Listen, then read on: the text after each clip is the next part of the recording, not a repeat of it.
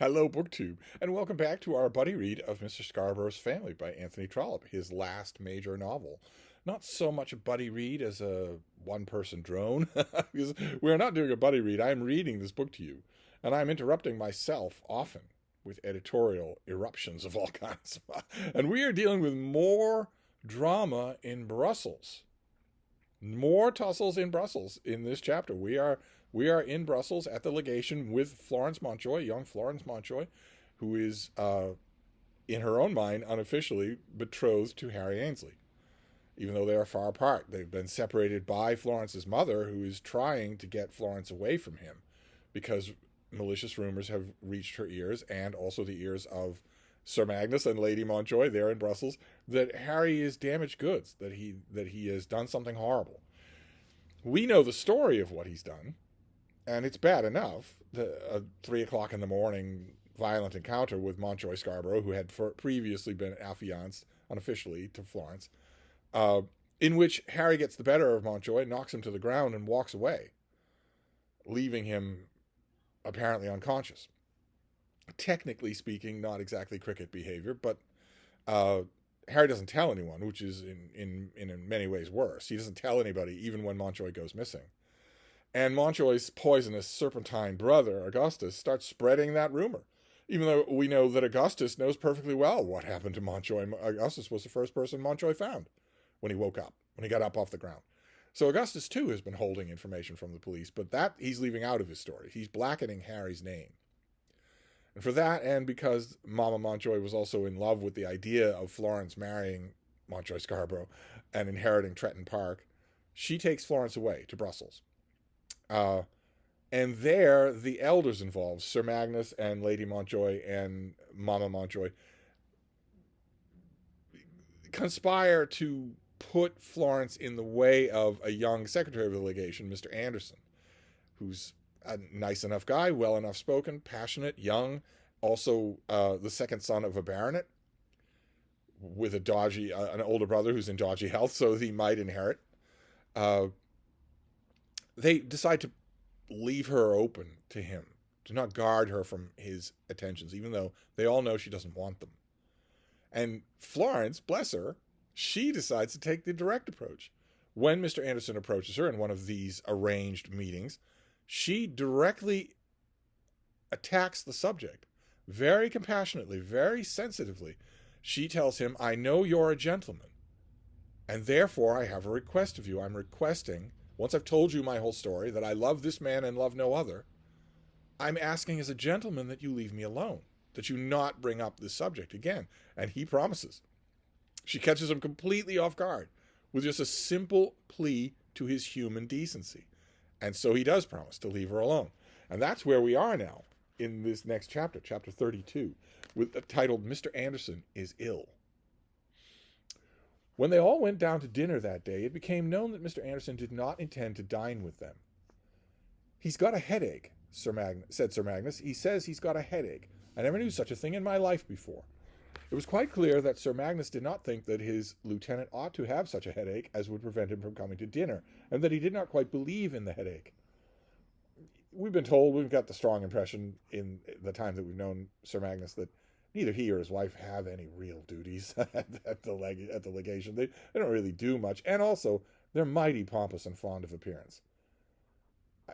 Sir Magnus he has borrowed money from Mr. Anderson, so he can't really be all that hard a boss, but you get the impression that he would be if he could. I don't think we're supposed to like either one of them, especially, of course, Lady Montjoy, but I don't think we're supposed to like Sir Magnus either. Imagine if your reaction is, "Well, he ought to be here," instead of, "Oh, I hope you're all right." Where did we leave off? There we go. There was a dinner ready, a very good dinner, which it was his business to provide. He always did provide it, and took a great deal of trouble to see that it was good. "There isn't a table so well kept in all Brussels," he used to boast. But when he had done his share, he expected that Anderson and Arbuthnot, that's another secretary at the legation, should do theirs, especially Anderson. There had been sometimes a few words, not quite a quarrel, but nearly so, on the subject of dining out. Sir Magnus only dined out with royalty, cabinet ministers, and other diplomats. Even then, he rarely got a good dinner, what he called a good dinner. He often took Anderson with him. He was the doyen among the diplomats in Brussels, and a little indulgence was shown to him. Therefore, he thought that Anderson should be as true to him as he was to Anderson. It was not for Anderson's sake, indeed, who felt the bondage to be irksome, and Sir Magnus knew that his subordinate sometimes groaned in spirit. But a good dinner is a good dinner, especially the best dinner in Brussels, and Sir Magnus felt that something ought to be given in return. He had not that perfect faith in mankind which is the surest evidence of a simple mind. Trollope can sometimes be so elegant in his insults. Ideas crowded upon him. Had Anderson a snug little dinner party, just 2 or 3 friends in his own room, Sir Magnus would not have been very angry. He was rarely very angry, but he should like to show his cleverness by finding it out. Anderson had been quite well when he was out riding, and he did not remember him ever having had a headache. Is he very bad, Arbuthnot? I haven't seen him, sir, since he was riding. Who has seen him? He was in the garden with me, said Florence boldly. I suppose that did not give him a headache. Not that I perceived. It is very singular that he should have a headache just when dinner is ready, continued Sir Magnus. You had better leave the young man alone, said Lady Montjoy. Anyone who knows the way of living at the British Embassy should be sure that after this Sir Magnus would not leave the young man alone. His nature was not simple. It seemed to him that, again, there might be a little dinner party, and that Lady Montjoy knew all about it. So he's thinking that Anderson is having guests in his own room. Richard, he said to the butler, go into Mr. Anderson's room and see if he is very bad. Richard came back and whispered to the great man that Mr. Anderson was not in his room. This is very remarkable. A bad headache and not in his room. Where is he? I insist on knowing where Mr. Anderson is. You had better leave him alone, said Lady Montjoy. Leave a man alone because he's ill? He might die. Shall I go and see? Said Arbuthnot. I wish you would, and bring him here, if he's well enough to show. I don't approve of a young man going without his dinner. There's nothing so bad. Nice that Sir Magnus has his priorities in line. He'll be sure to get something, Sir Magnus, said Lady Montjoy, but Sir Magnus insisted that Mr. Arbuthnot should go and look after his friend. In other words, yes, he's going without his dinner. He's not attending dinner with all the pomp and circumstance. But the kitchen could send him up something, and they could send him up as much as he wants. He doesn't need to go there to get his food. But it was now November, and at 8 o'clock was quite dark. But the weather was fine, and something of the mildness of autumn remained. Arbuthnot was not long in discovering that Mr. Anderson was again walking in the garden. He had left Florence there and had gone to the house, but he had found himself to be utterly desolate and miserable. She had exacted from him a promise which was not compatible with any kind of happiness which he could now look forward to. In the first place, all Brussels knew that he had been in love with Florence Montjoy. He thought that all Brussels knew it. They knew that he had been in earnest in this love, unlike many of his other professed loves. He did believe that all Brussels had given him credit for so much, and now they would know that he had suddenly ceased to make love. It might be that this should be attributed to gallantry on his part, that it should be considered that the lady had been deserted, but he was conscious that he was not so good a hypocrite as to not show that he was broken-hearted. He was quite sure that it would be seen that he had got the worst of it. But when he asked himself questions as to his own condition, he told himself that there was suffering in store for him more heavy to bear than these. He's starting to wonder if maybe he means it. There could be no ponies with Florence driving them and a boy in his own livery behind seen upon the boulevards. That vision was gone, and forever. And then came upon him an idea that the absence of the girl from other portions of his life might touch him more nearly. He did feel something like actual love. And the more she had told him of her devotion to Harry Annesley, the more strongly he had felt the value of that devotion. Why should this man have it and not he? He had not been disinherited. He had not been knocked about in a street quarrel. He had not been driven to tell a lie as to having not seen the man that he had in truth knocked down. He had quite agreed with Florence that Harry was justified in the lie, but there was nothing in it to make the girl love him the better for it. And then, looking forward, he could perceive the possibility of an event which, if it should occur, would cover him with confusion and disgrace. If, after all, Florence were to take not Harry Annesley, but somebody else. Remember, he mentions that last chapter. Not so much that you're preserving yourself for Harry Annesley, but what if you're just saying no to me, but you're going to say yes to somebody else? Maybe I should push my suit harder. How foolish, how credulous, how vain would he be then to have made the promise? Girls did such things every day. He had promised, and he had thought that he must keep his promise, but she would be bound by no promise. As he thought of it, he reflected that he might even yet exact such a promise from her. He gave his word. Baby, what are doing? Stop it. Stop that.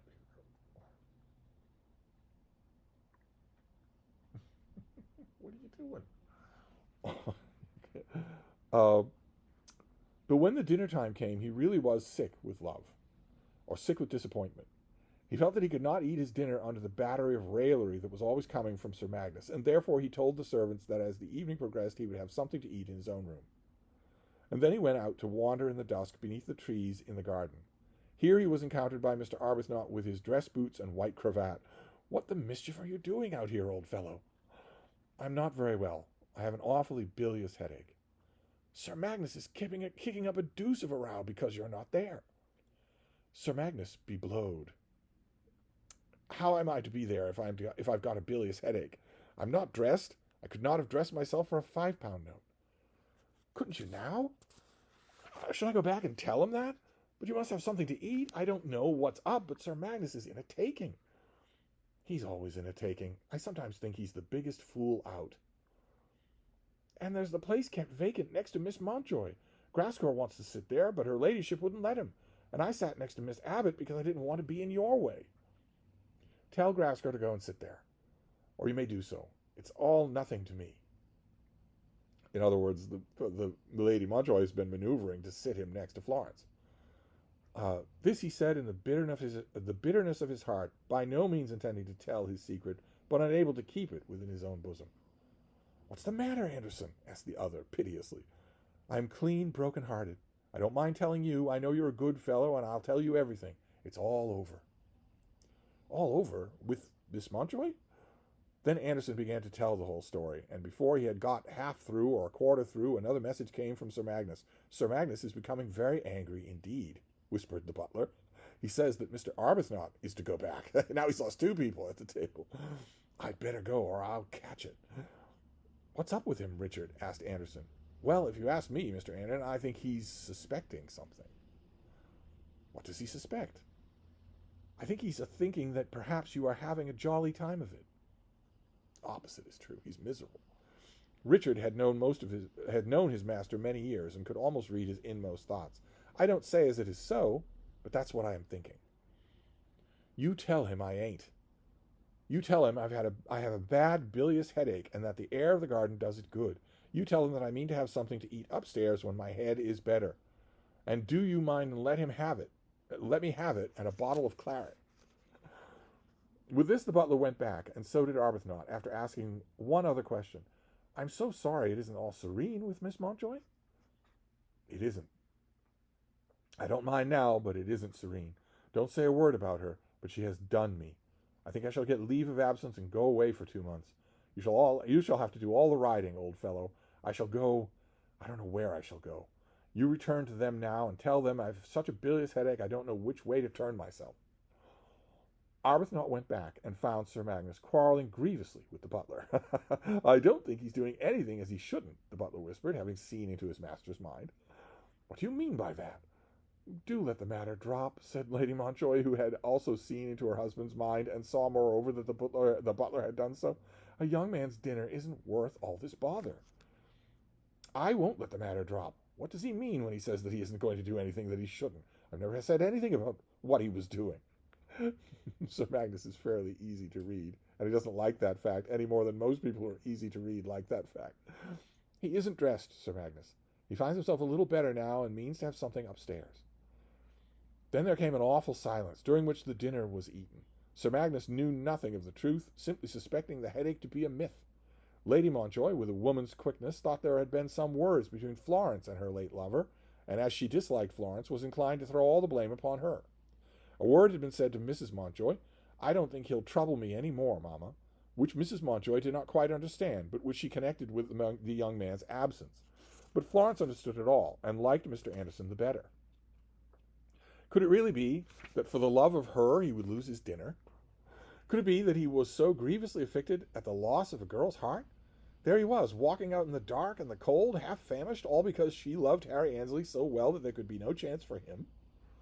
Girls believe so little in the truth of the love of men that any sign of its reality touches them to the core.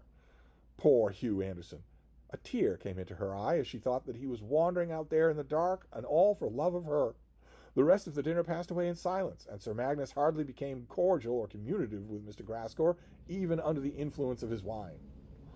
On the next morning, just before lunch, Florence was waylaid by Mr. Anderson as he was passing along on the passage in the back part of the house. "Miss Mountjoy," he said, "I want to ask for your great goodness the indulgence of a few words." "Certainly." "Could you come out into the garden? If you'll give me time to go and change my boots and get a shawl, we ladies are not ready to go out always, as are you gentlemen." "Anywhere will do. Come in here." He led her away into a small parlor which was not often used. The house here is big and ornate. Who knows how big the garden is? I am so sorry to hear last night that you were unwell, Mr. Anderson. I was not very well, certainly, after what I had heard the dinner before dinner. He did not tell her that he was so far recovered as to be able to drink a bottle of claret and to smoke a couple of cigars in his bedroom. It's not illness that's really afflicting him. Of course, you remember what took place yesterday. Remember? Oh, yes, I shall not readily forget it. I made you a promise. You did, very kindly.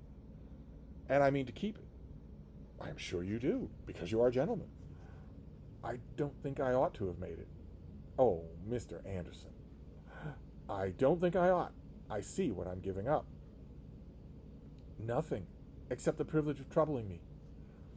But if it should be something else, do not be angry with me, but loving you as I do, of course my mind is full of it. I have promised and must be dumb.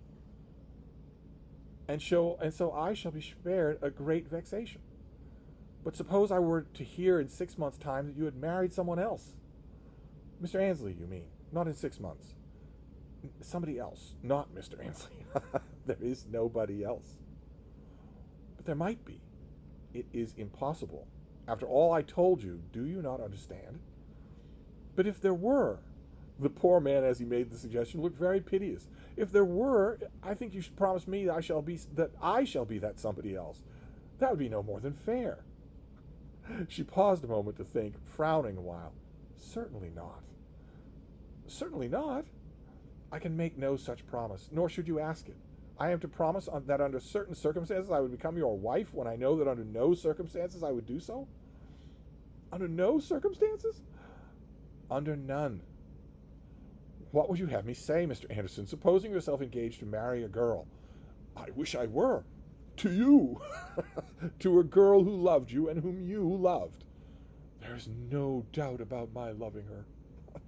You can follow my meaning, and I wish that you would do so. What would you think if you were to hear that she had promised to marry someone else in the event of you deserting her? It is out of the question. I mean to be the wife of Harry Annesley. Say that it is not to be so, and you will simply destroy me. Of one thing I may be sure, that I will marry him or nobody. You promised me, not because your promise was necessary for that, but to spare me from trouble till that time should come. And I am grateful, very grateful. Then she left him, suffering with another headache. Oh, baby, you're making it impossible for people to concentrate on Trollope. Are you going to go over to your chair? Are we going to do this again? There we go. Off she goes. Oh, you're going to destroy it, and then when you've got it all right, you're going to look at me, but I'm not over there. You're going to hop back over here. All right, let's try to concentrate. Let's just finish up this chapter. Was there anything said between you and Mr. Anderson yesterday? Her aunt inquired that afternoon. Why do you ask? Because it is necessary that I should know. I do not see the necessity. Mr. Anderson has at any rate your permission to say what he likes to me, but I am not on that account bound to tell you all that he does say. But I will tell you, he has promised to trouble me no further. I told him that I am engaged to Mr. Annesley, and he, like a gentleman, has assured me that he will desist. Look, just because you asked him? Yes, aunt, just because I asked him. He will not be bound by such a promise for a moment. It is a thing not to be heard of. If that kind of thing is to go on, any young lady will be entitled to ask any young gentleman not to say a word of marriage just at her request. Imagine. Imagine the very idea that a young woman could tell a young man to stop bothering her. Sometimes the young ladies would not care for that, perhaps. Don't be impertinent. I should not, for one, aunt, only that I am already engaged. And of course the young ladies would be bound to make such requests, which would go for nothing at all. I never heard of anything so monstrous. You are not only to have the liberty of refusing, but are to be allowed to bind a gentleman not to ask? He has promised. Pshaw! It means nothing. It's between him and me. I asked him because I wish to save myself from being troubled. As for that other man, my dear, it is quite out of the question. From all that I hear, it is on the cards that he may be arrested and put into prison.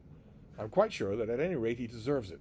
The letters which Sir Magnus gets about him are fearful. The things he has done, well, penal servitude for life would be the proper punishment. And if it will come upon him sooner or later, I never knew a man of that kind to escape. And you now come to tell me to tell us that you intend to be his wife. I do, said Florence, bobbing her head. And what your uncle says has nothing to you, has no effect? Not the least effect in the world, nor what my aunt says. I believe that neither one nor the other know what they are talking about. You have been defaming a gentleman of the highest character, a fellow of a college, a fine-hearted, noble, high-spirited man, simply because that she burst into tears and rushed out of the room. She did not break down before she had looked at her aunt and spoken to her aunt with a fierce indignation which had altogether served to silence Lady Montjoy for the moment.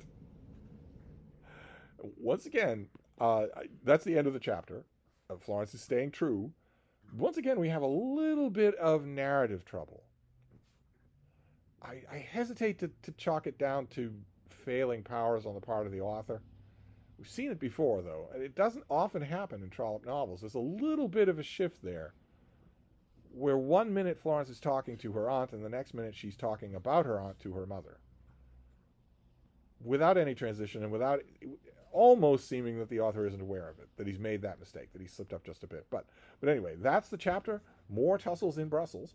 But we are moving on next time. We have been in Brussels long enough. We are going to move on to other characters and to a bit of a shocker in the next chapter. So I'll wrap this up. I'll see you all then. Thank you.